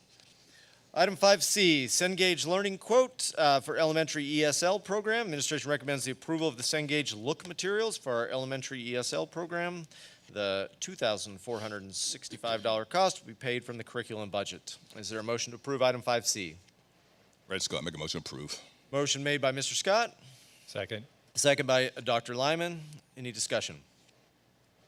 All in favor? Aye. Any opposed? Motion passes. Item 5D, a facility use agreement with the Shippensburg University Foundation. Administration recommends approval of the facility use agreement with the University Foundation to hold interscholastic athletic games at the Robb Athletic Complex on the following dates. 2 dates in September, 3 dates in October, a total of 4 soccer games and 1 field hockey game played at the complex. The booster club for each sport will be paying the cost of the rental, which is $400 per date. Is there a motion to approve item 5D? Red Scott, make a motion to approve. Motion made by Mr. Scott, Second. Second by Mr. Suitors. Any discussion? Go ahead, Steph. So I guess one of my questions is the games that are played at the university, is that due to scheduling or is that a desire to play It's a there? desire. So, the coaches work with Ms. Faunus on the number of games they want to play there. And then, those are scheduled. So then I guess my other question is if the Booster Club is paying for it and it's not coming out of district funds, why does the board need to approve that? Because it's a contract with us. Okay. Ms. Wolfinger? Just thinking along the same lines, I still don't understand. I mean, Because the contract's not with us, it's with the boosters. right? it would be with the boosters if the boosters are paying for it, so I don't So, understand. so it's our sports teams. We're engaging the use of their facilities for our students. The board would need to approve that game being moved there and being played there, even if we're not paying for it. It's still our athletic team, and so the board needs to have a voice on that. Have we dug into the reasoning why they would prefer to go play there versus here? So I can say a little bit. I'm not a field hockey expert, but I know most field hockey is played on a turf field rather than a grass field. And if you don't get to play on a turf field, you're at a serious disadvantage because most of the tournament games, and if you want to move on, are played on turf fields. And so there is a serious advantage, I know, at least for the field hockey, to have that opportunity to play on a turf field instead of our grass field. So That is, and all playoffs are played on turf. So if we make the playoffs, having some experience playing on that surface, albeit it's just not that much experience on it, it gives them some. Same thing with soccer. Our squads will play other schools that play on turf. So having some experience playing those games there, helps us if we make playoffs. And we have.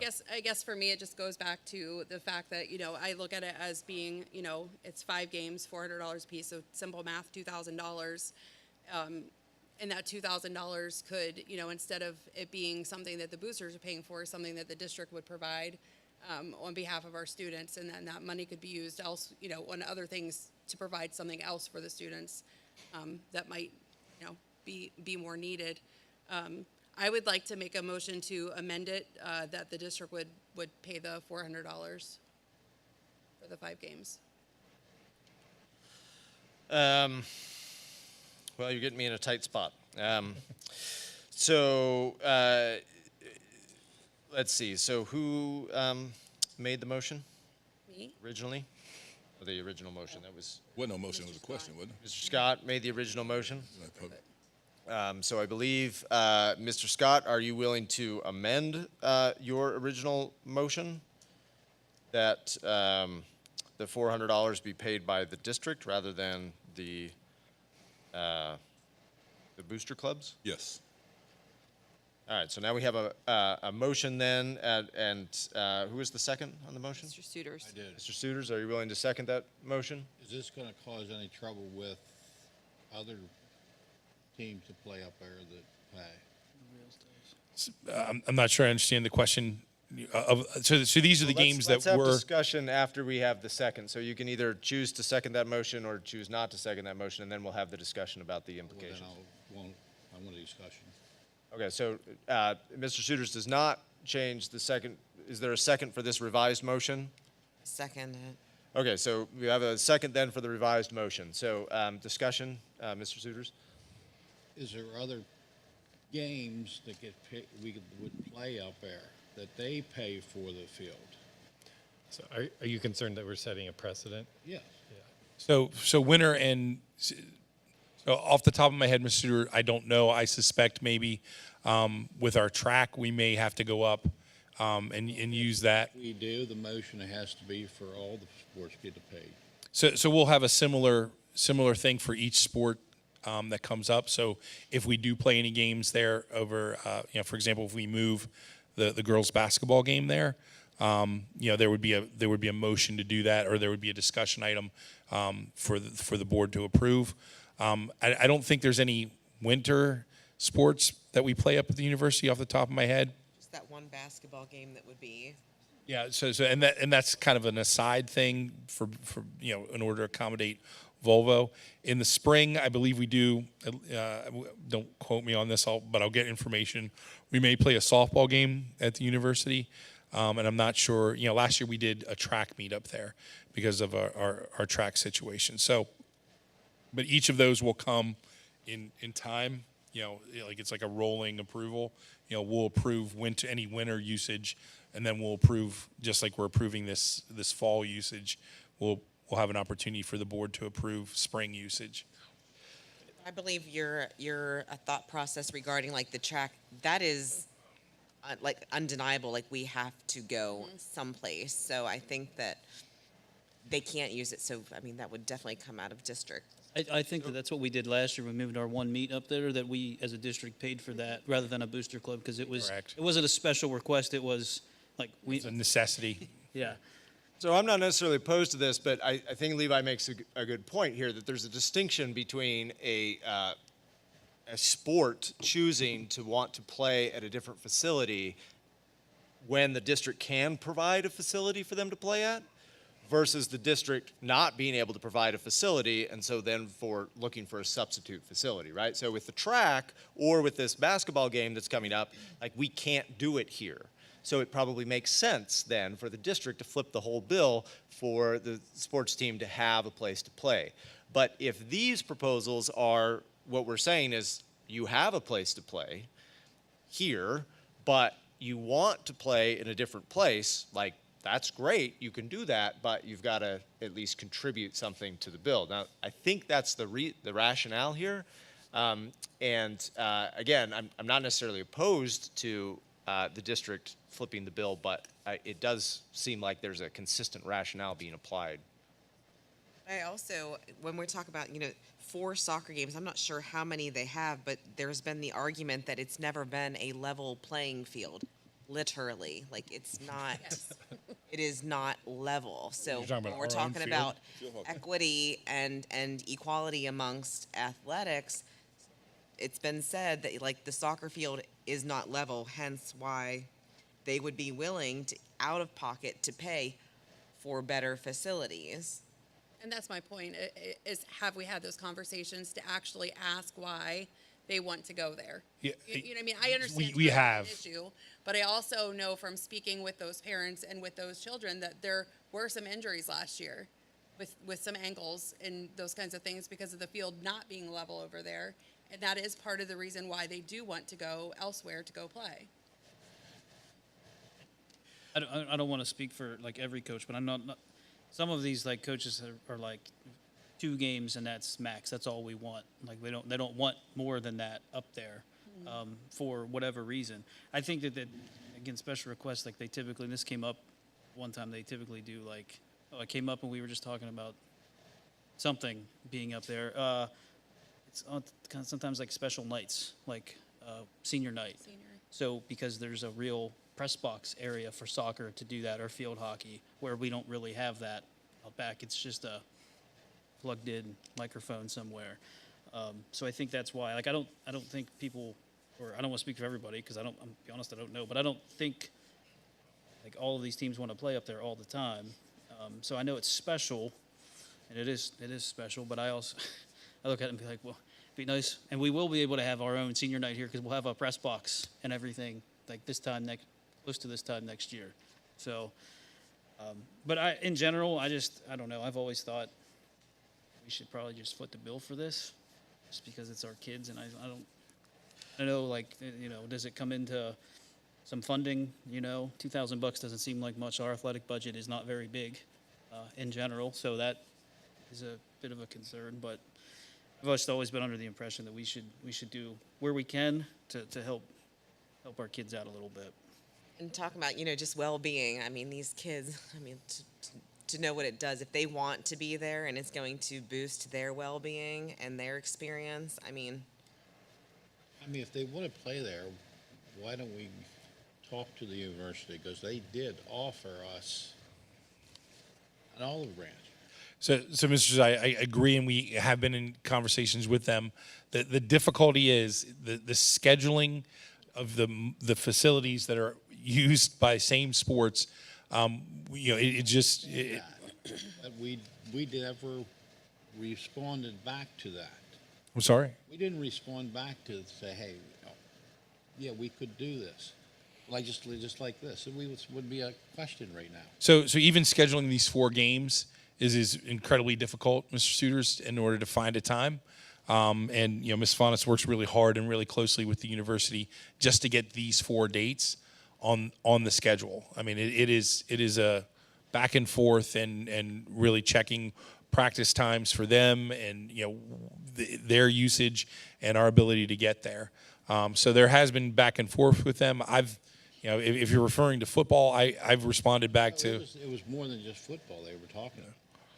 So I know there is a desire. The execution of it is far more difficult than I can express. Because they have field hockey teams that want those at the fields the same times that we do, and they have games and when they're not playing games, they're practicing, and so they're fitting us in around their schedule. And like I said, the 4 games that we can get there are the limit of what our coaches want to play there currently because they play on grass. So practicing on grass and playing on turf, there's a little bit of a handicap to that. But realistically, us sharing the facilities with the university, beyond these 4 games, I don't know the logistics work out. And we've been attempting to do that.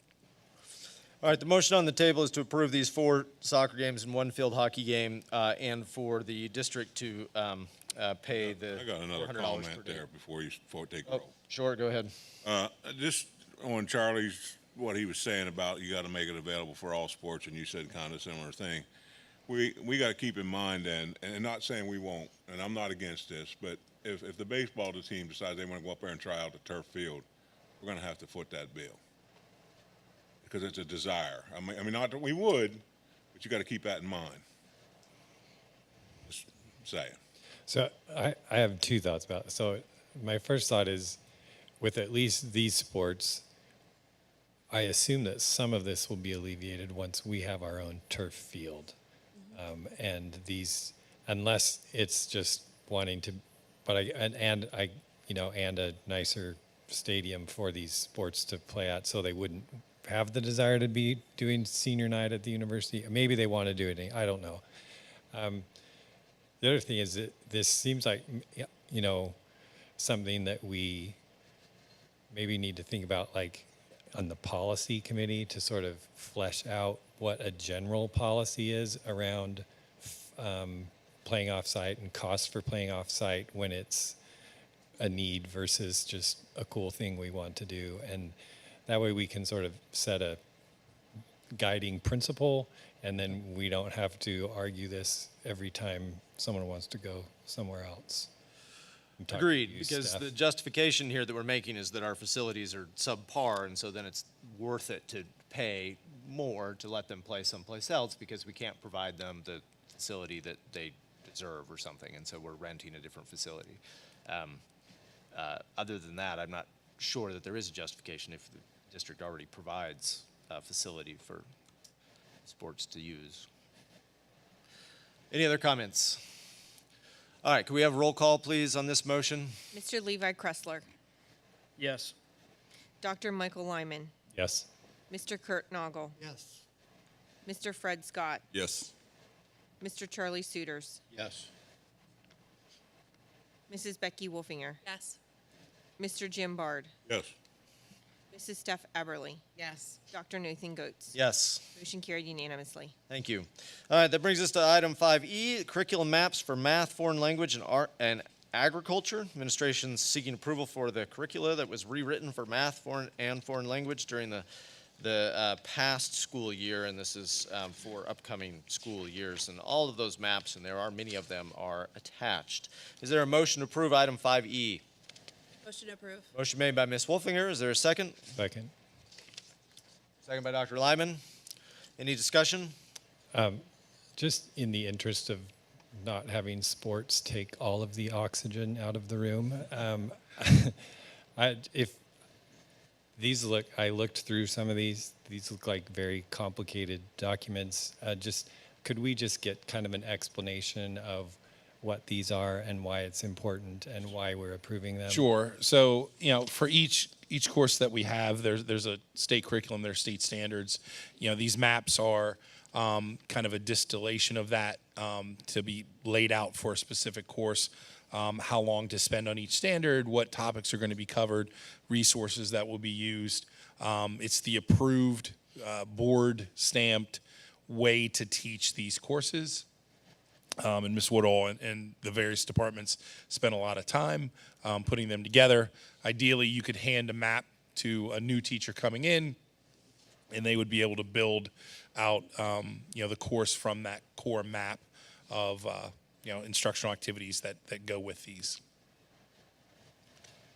Thanks. I mean, we are a school. I thought I should at least give this some attention. Sure. All right. Let's see. Sorry, still item 5E. Is there, we had the motion, right? All in favor? Aye. Any opposed? Motion passes. Thank you. Item 5F is change orders from East Coast Contracting. Administration recommends the approval of the following change orders. There are 4 of them. These change orders have been reviewed by administration. A description of the changes are attached. Is there a motion to approve item 5F? Motion to approve. Motion made by Ms. Wolfinger, Second. second by Dr. Lyman. Discussion? All right, all in favor? Aye. Any opposed? Thank you. Motion passes. Item 5G, a quote from Waddles Heating and Air for split, sorry, did I say it wrong? Wadle. Sorry. Not Waddles. I apologize. Wadles Heating and Air for split unit for new administration building. Administration recommends the approval of the quote provided by Wadles Heating and Air, and the quote is attached. Is there a motion to approve item 5G? Motion to approve. Motion made by Ms. Everly, Discuss second. second by Mr. Noggle. Any discussion? All in favor? Aye. Any opposed? Motion passes. Item 5H, contract with Tiny Mobile Robots. Administration recommends the approval to purchase the Tiny Line Marker Pro X model from Tiny Mobile Robots. Seems like something from science fiction. For use in field painting our athletic fields. Total cost is just over $45,000, which includes the robot, annual fees for service and support, and an extra battery. Is there a motion to approve item 5H? Fred Scott, motion. Motion made by Mr. Noggle. Is there a Second by Fred Scott. Second by Mr. Scott. Any discussion? Will this robot do baseball field too? My understanding, it does it all, Mr. Bard. It's GPS driven. You just need to program it. Okay.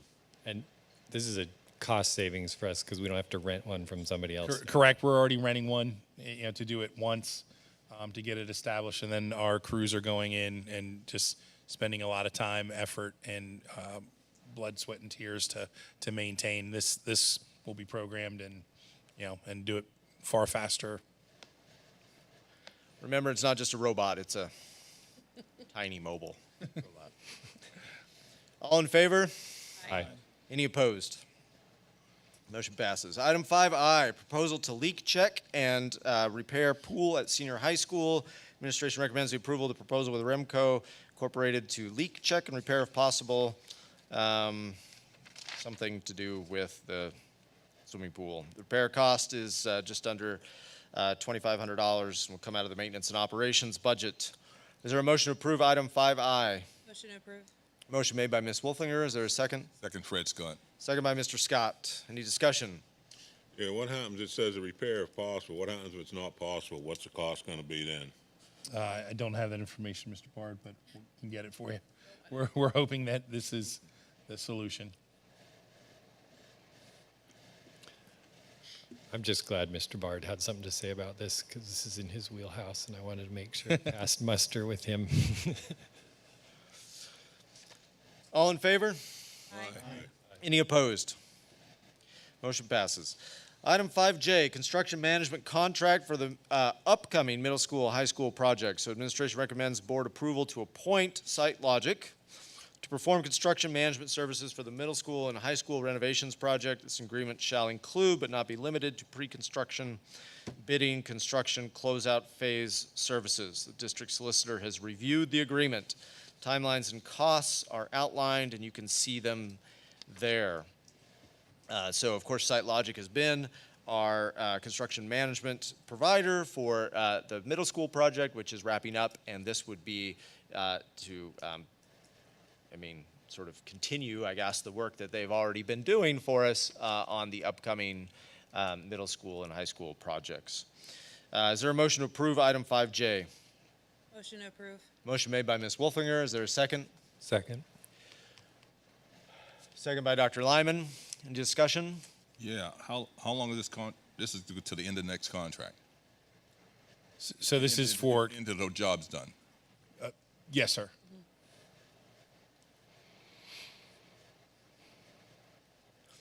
Any other comments? All in favor? Aye. Any opposed? No. Roll call, please. Dr. Michael Lyman, Yes. Mr. Kurt Noggle, Yes. Mr. Fred Scott, No. Mr. Charlie Suiters, No. Mrs. Becky Wolfinger, Yes. Mr. Jim Bard, Yes. Mr. Levi Kressler, Yes. Mrs. Stephanie Eberly, Yes. Dr. Nathan Goetz. Yes. Motion carried, 7 yes, 2 no. Thank you. That brings us to item 5K, middle school cafeteria furniture. Administration recommends approval to purchase cafeteria furniture from Palmer Hamilton for the use of the middle school. Total cost of the furniture is $132,665 and will come from a combination of the Phase 1 and Phase 2 soft cost budgets and unspent monies from contingency line items. Is there a motion to approve item 5K? Motion to approve. Motion made by Ms. Wolfinger. Is there a second? Second. Second by Dr. Lyman. Discussion? Do we know when it will come, Bill, once it's approved? We don't, I mean, we're hoping either November or December. It could be a Christmas present. That is our hope, Mrs. Wolfinger, is that it's here, and then when the kids come back, they're walking into a new space. The cafeteria is getting rave reviews from my middle schooler, so. That's awesome. All in favor? Aye. Any opposed? Motion passes. Item 5L, new level security. Administration recommends approving new level security for providing security district events. The cost per hour for unarmed security is $42. I believe that this came about because of the unavailability of the other two security firms that we have a contract with presently. Correct. Is there a motion to approve item 5L? Motion to approve. Motion made by Ms. Eberly. Is there a second? Let's go second. Second by Mr. Scott. Any discussion? Yes. When did we attempt to find security? I'm sorry? When did we attempt to find security? So Ms. Faunus has reported that she's reached out to SHAD, has not gotten responses. We reached out to G-Force in March with our dates. They responded a couple weeks ago saying they could only fulfill one at the end of the last game of the season, so that kind of put us in a bind as far as security goes. And so the new level becomes another option with those three that we can use for not only football games but other security needs. And also, when outside groups use our facilities and we require them to have security on certain levels, they have an option to go to. I'm just wondering why we didn't have this locked down in June or July. So we were waiting to hear back from G-Force. So 2 weeks before we have this, you need a security. We hear back. That's once we take action. We had all this time. G-Force never responded. To me, I'm not comfortable always waiting until the last minute. We know things that should Mr. be Scott, it sounds to me like like we were doing what we were supposed to be doing. Sent them the schedules, had the contracts already in line, and they kind of pulled the rug out from under us at the last minute. So, but I'm telling you, the reason why they pulled the rug out from you because other schools had done this in June and July. They had their schedules already out for their events. So I believe Mr. Scott's trying to say, to follow up prior to the 2 weeks before the event to say, hey, haven't heard from you, following up.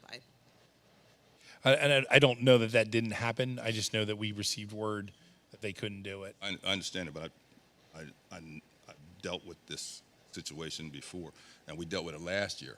We didn't have anybody. I just want to understand why, as Ms. Eberly said, we pay people. Why do they wait till the last minute to confirm anything? This should have been done in June and July like other schools did. So we'll make sure that we're following up with security, since that seems to be another area that manpower's a struggle. So moving forward, we'll make sure that we're nailing those things down or looking for other options, Mr. Scott. For another thing, $42 an hour per person. So how many people are we going to use? What do they do? What will they do? I know Jerome Cater. I've known him for many years, and he runs the program. He's a friend of mine, and I just want to know what I'm getting for my money. That's what I'm put on the board for. And what are we getting? Can you speak? I wouldn't see why not. Go ahead, sir. Good evening. Good evening. So just to be clear, you represent New Level Security? Yes, I'm the face of New Level Security, yes. Jerome Cater here, live in Shippensburg. Retired police officer from the University of 27 years.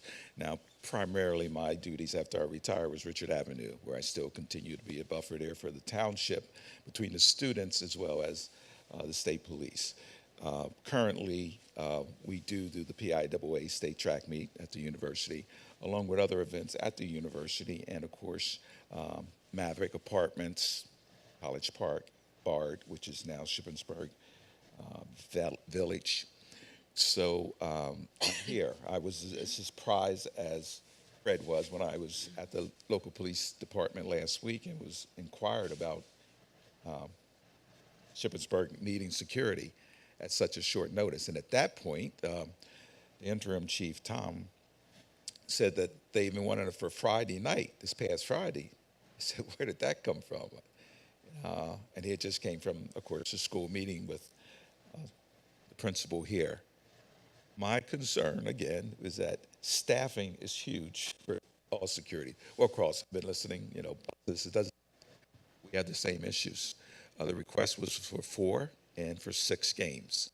Of course, what I wanted to let it be known that what we provide, of course, our intensity is a lot higher than the football games. I've had, children and grandchildren that played for Shippensburg, so the level of problems are far and in between, but still, I will do everything to guarantee that we will be spread out throughout the event. I'm thinking of football games. I know she mentioned about the fall, but I'm just, at this time, just want to present ourselves as one of the 3. I took it that we would just be part of the 3 groups that you have available to help to accommodate, and I'm going to man up. I was told 4.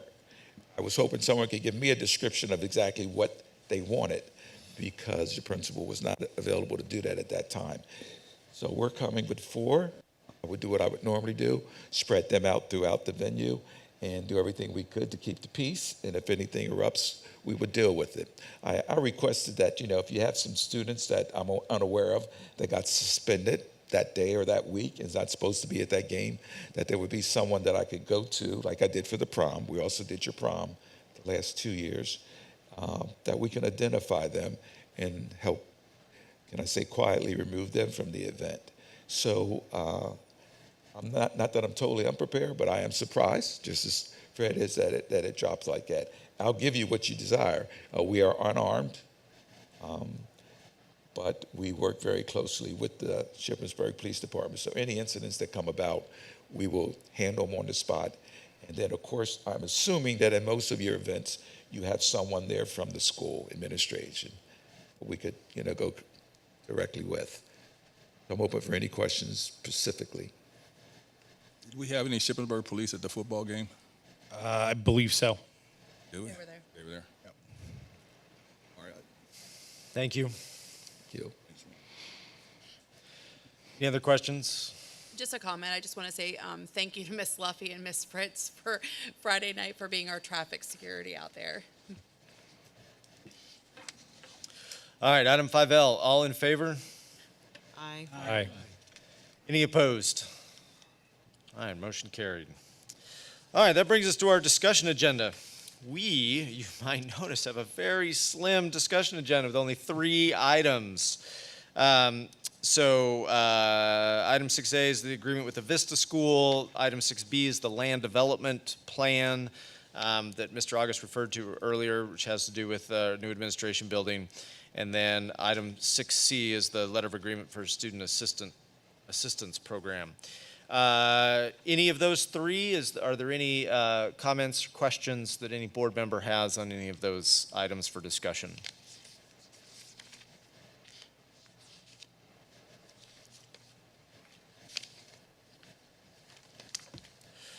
All right, then we'll expect to see those 3 items on the agenda in some form at our next meeting.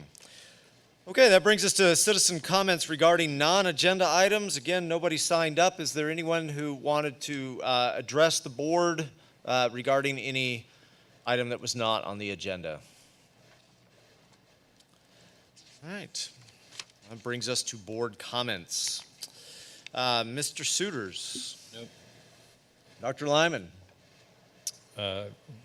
Happy that the school year seems to have started with not a lot of issues or problems, so. As am I. Thank you. Mr. Scott. Yes. New superintendent, they didn't give you a nameplate, but could we introduce her to the public again, because people may not have seen her last time? Sure, let's do that. So this is Mrs. Leslie DeLong, who's our new assistant superintendent. Would you like to, I don't know, introduce yourself to the public? Sure. Hi, everyone. I'm Leslie DeLong, and I'm thrilled to be the newly appointed Assistant Superintendent here at Shippensburg Area School District. This is the beginning of, I believe, my 3rd week. So I have been taking it all in and learning as much as I possibly can, specifically about federal programs, which is the main focus of my position here.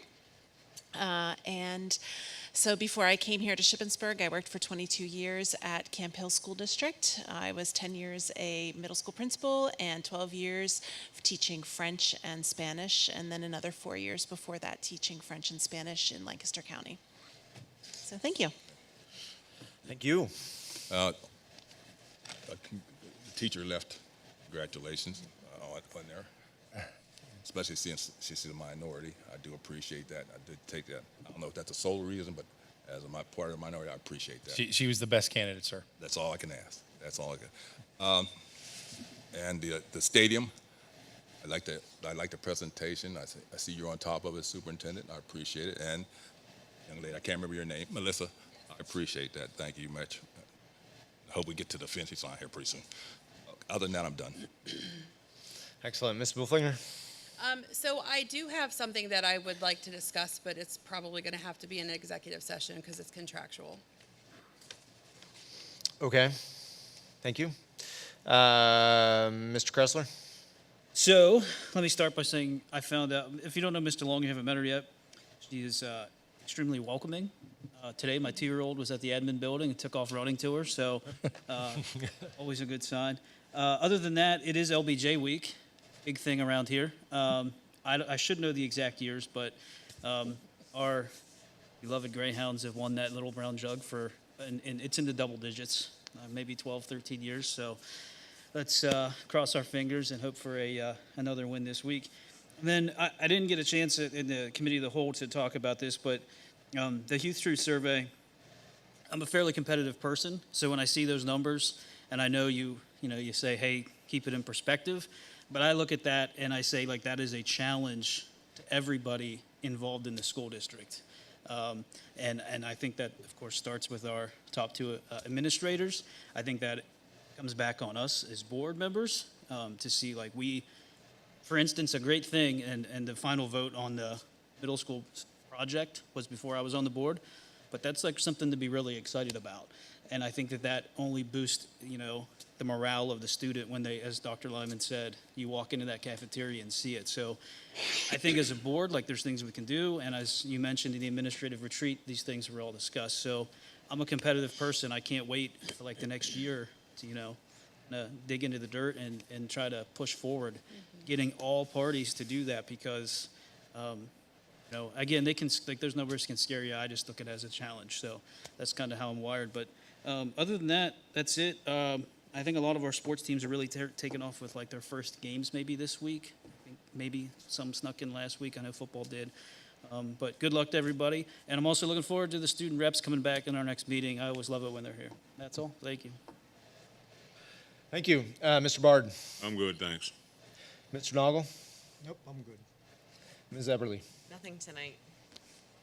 All right. Well, I have 3 quick comments. First off, I just want to say, it's really easy when things aren't going well. Those things get a lot of attention, and it's easy to see those things. But man, sometimes we don't talk so much about like the things that are going well. And in my, I don't know, I guess assessment, we have a lot of things really going well, and it's exciting when we come back to school and I go to the open houses and I meet the teachers and I see them excited about doing the work that they're here to do, and see students excited and engaging with the material and with their educators, and I just get excited. The new additions to the middle school, can't say enough about them. I got to see them this past week, walked through there, just really excited.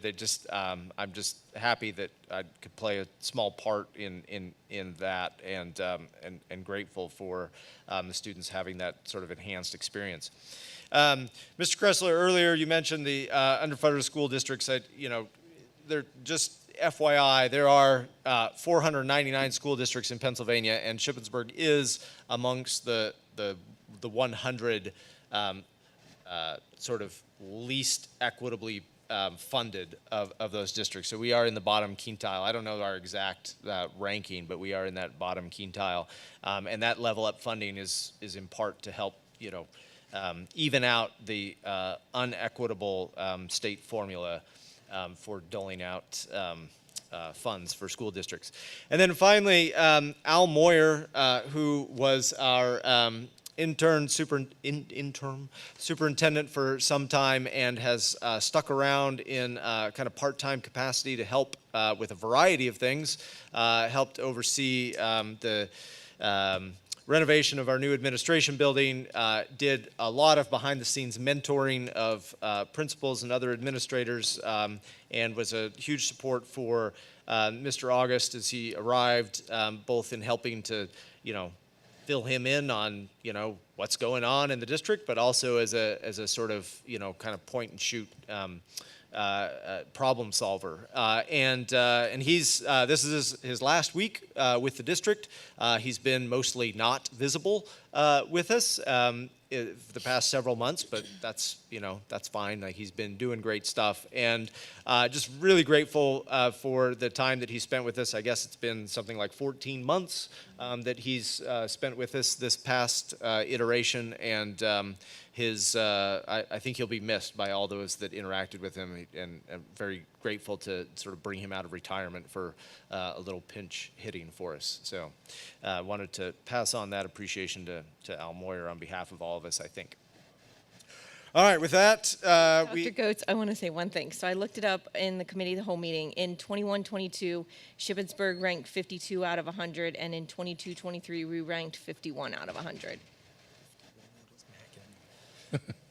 Thank you, Ms. Lentz. Unfortunately, we went down. All right, sorry, information date savers. So we have a couple of committee meetings. We have a transportation committee meeting August 31st, 4 p.m. in the conference room, the administration conference room. September 6th, the safety and security committee meeting, 4 o'clock in the conference room in the administration building. And then we will be back here in 2 weeks on September 11th for a committee of the whole and our and subsequent school board meeting. Let's see, also September 1, there's in-service, no school for students. That's this Friday. And then, of course, on the following Monday, a week from today, the district is closed due to Labor Day. The kids are really easing in with a 2-day week and 2 4-day weeks. Feels like cheating. And just on top of that, I just want to say I've gotten rave reviews from the buildings in terms of our kindergarten staggered start. I think the teachers really appreciated it, made that whole experience for the kids, better than it was before. And so, just wanted to report out on that. All right, is there a motion to adjourn? Let's go make a